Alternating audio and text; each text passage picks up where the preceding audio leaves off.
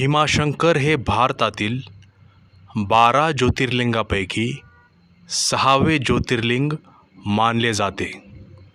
हे मंदिर भीमा नदीचे उगमस्थान असून ही नदी पुढे जाऊन कृष्णा नदीला मिळते. हे मंदिर साधारणपणे 1200 वर्षापूर्वीचे असून ते प्रसिद्ध हेमाडपंथी बांधणीच्या शैलीत काळ्या पाषाणात बांधलेले आहे.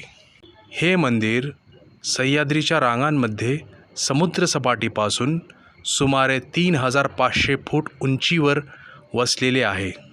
18व्या शतकात नाना फडणवीस यांनी मंदिराच्या शिखराचे आणि सभामंडपाचे नूतनीकरण केले होते. मंदिराच्या परिसरात एक मोठी धातूची घंटा आहे.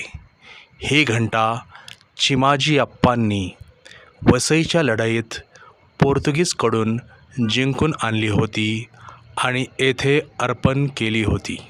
पौराणिक कथेनुसार भगवान शिवाने याच ठिकाणी भीमासुराचा वध केला होता, म्हणून या स्थानाला भीमाशंकर असे नाव पडले.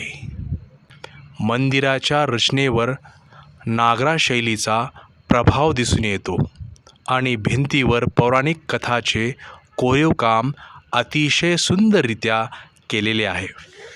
मुख्य मंदिरापासून काही अंतरावर जंगलात गुप्त भीमाशंकर हे ठिकाण आहे, जिथे भीमा नदीचा प्रवाह एका शिवलिंगावरून वाहतो.